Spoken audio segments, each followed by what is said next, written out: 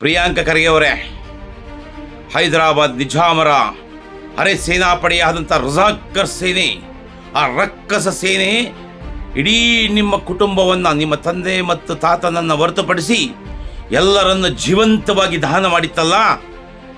ನನ್ನ ಕುಟುಂಬವನ್ನು ಜೀವಂತವಾಗಿ ದಹನ ಮಾಡಿದ್ದು ರಜಾಕರ್ಸು, ಅವರೆಲ್ಲರೂ ಮುಸಲ್ಮಾನರು ಅಂತ ಹೇಳಲಿಕ್ಕೆ ಭಯ ಆಗುತ್ತಾ ಪ್ರಿಯಾಂಕ ಖರ್ಗೆ ಅವರೇ? ಪ್ರಿಯಾಂಕ ಖರ್ಗೆ ಅವರೇ, ಶತಮಾನಗಳ ಹಿಂದೆ ನಡೆದಂತಹ ಅಸ್ಪೃಶ್ಯತೆ ನಿಮಗೆ ನೆನಪಿದೆ.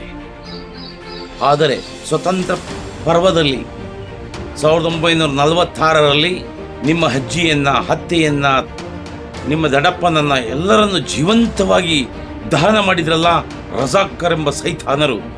ಅವರ ಧರ್ಮ ಯಾವುದು ಅಂತೇಳಿ ಒಮ್ಮೆಯಾದರೂ ನಾಗರಿಕರಿಗೆ ತಿಳಿಸಿದ್ದೀರಾ? ಇಡೀ ಕುಟುಂಬವನ್ನೇ ಜೀವಂತವಾಗಿ ಸುಟ್ಟಾಕಿದ್ರಲ್ವಾ, ಅವರ ಧರ್ಮ ಯಾವುದು ಅಂತೇಳಿ ಇದುವರೆಗೂ ನೀವು ನಾಗರಿಕರಿಗೆ ತಿಳಿಸಿದ್ದೀರಾ? RSS ಅನ್ನು ಬ್ಯಾನ್ ಮಾಡಬೇಕು ಅಂತೇಳಿ ನೀವೇನಿವತ್ತು ಹೇಳ್ತಾ ಇದ್ದೀರಲ್ವಾ? ರಜಾಕರ್ನ ಸಂಸ್ಕೃತಿ ಏನು? ರಜಾಕರ್ ಅಂದರೆ ಯಾರು? ಅವರ ಧರ್ಮ ಯಾವುದು? ಅವರ ಉದ್ದೇಶ ಏನು? ಯಾವ ಉದ್ದೇಶಕ್ಕೆ ಇಡೀ ನಿಮ್ಮ ಕುಟುಂಬವನ್ನು ಸಂಪೂರ್ಣವಾಗಿ ಜೀವಂತ ದಹನ ಮಾಡಿದ್ರು? ಈ ವಿಚಾರವನ್ನು ನೀವು ನಾಗರಿಕರ ಮುಂದೆ ಹೇಳಿ ಅದನ್ನು ಖಂಡಿಸಿದ್ದೀರಾ? ಹಾಗಲ್ಲ, ನಿಮಗೆ ಅದನ್ನು ಖಂಡಿಸ್ಲಿಕ್ಕೆ ಸಾಧ್ಯವೇ ಇಲ್ಲ. ಸಾವಿರಾರು ವರ್ಷಗಳ ಹಿಂದೆ ನಡೆದಿದ್ದಂತಹ ಅಸ್ಪೃಶ್ಯತೆಯನ್ನು ವೈಭವೀಕರಿಸೋದು ನಿಮಗೆ ಗೊತ್ತಿದೆ.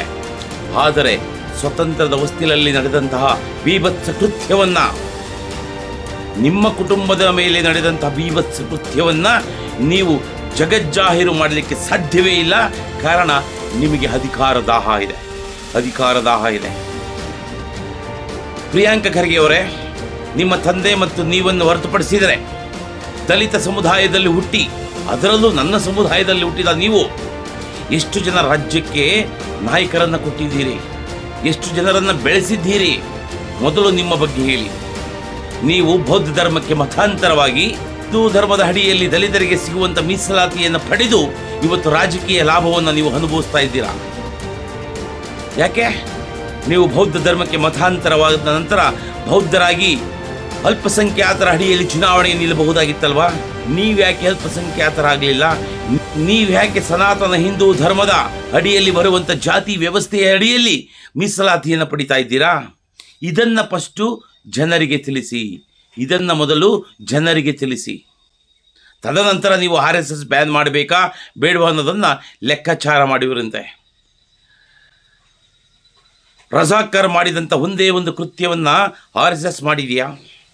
ರಜಾಕರ್ ಯಾವ ಸಮುದಾಯಕ್ಕೆ ಸೇರಿದವರು, ಇಡೀ ಆ ಸಮುದಾಯ ಮಾಡಿದಂಥ ಒಂದೇ ಒಂದು ಕೃತ್ಯವನ್ನು RSS ಮಾಡಿದೆಯಾ?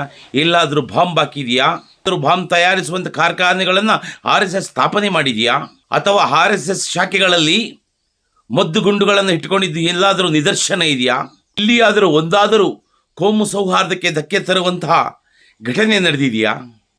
ಉತ್ತರ ನೀವೇ ಕೊಡಿ ಪ್ರಿಯಾಂಕ ಖರ್ಗೆ ಅವರೇ.